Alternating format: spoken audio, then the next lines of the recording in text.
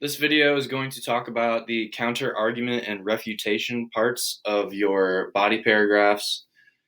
This is all working towards the completion and creation of a research paper final draft. So let's go ahead and get started. Counter argument, counters, arguing, anybody? All right, moving on. So what is a counter argument? What does it mean? Well, it's the opposing viewpoint of your main idea, all right? So you're kind of playing devil's advocate here with your argument. It's the other side. So if you are supporting universal health care, the other side is just going to be no, like we should not do that. Okay, so you're just taking the viewpoint that you have and looking at the opposite point of view.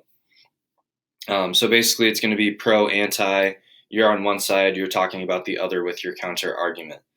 It can be general, like your thesis, or it can be very specific, relating to a topic sentence for a paragraph or a piece of evidence that was in a paragraph. So there's a wide variety of ways that this can be accomplished.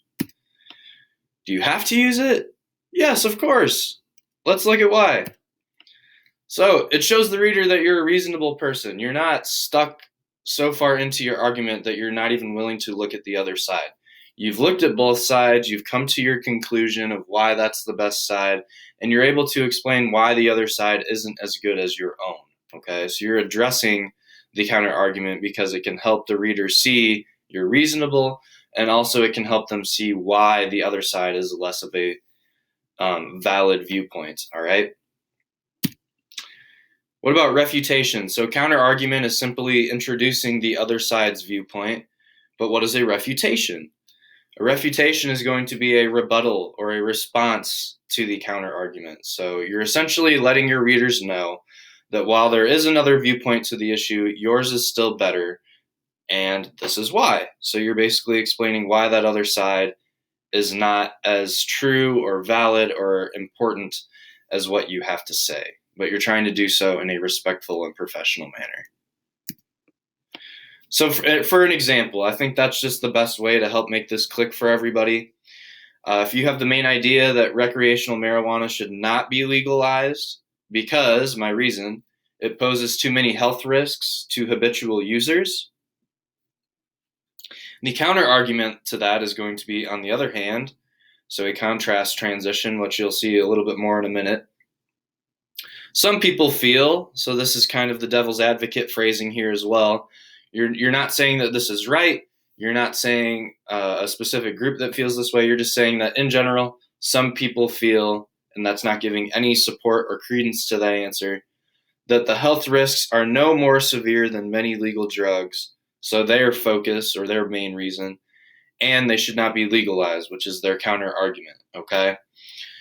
So that's the counter argument. If you're saying that they should not be legalized, the counter argument is going to say that it should be, okay? And notice both of them. This one's talking about health risks here. We see that same issue pop up here in the counter argument. Our refutation, or our explanation of why the counter argument is not valid, is going to be, though there are many other legal drugs that are seemingly more dangerous than marijuana. So you're talking about the counter argument here. We're talking about all these other ones that are currently legalized. All drugs have some negative side effects, and the public should not be so quick to legalize another drug at the expense of people's health. So you're not saying, hey, this should never happen. You're saying, let's not rush to judgment here. There's a lot of things that go into this that make this other side not necessarily the most valid choice or viewpoint at this current moment. All right. So you're looking at your main idea, then you're coming up with what someone who opposes that would say, and then you're explaining why that opposition is not quite valid or what you would be looking for. So if you need to pause this video to look at some of these, the slides are also going to be available to you in Google Classroom. But if you want to pause and look at some of these possible sentence stems or some possible outline formats for a rebuttal or a refutation, go for it. These are going to help you be able to insert a counter argument and then also start to work towards the refutation. Okay, so these are just some commonly used sentence stems or word frames that focus on that counter argument language. So you're not saying that this is right, you're just saying that other people think it. So these are not the only ways to do it, but these are 4 successful ways that a counter argument could be introduced in a body paragraph. So just know that there are some potential supports here for you to try out and use if you are struggling. And you can always go back to the slides or this video to take a peek at those and see if those would work for you and the flow of your paper. So the bottom line, counter arguments and refutations will vary from paper to paper. Some will be more developed than others depending on what you have researched and what you are arguing.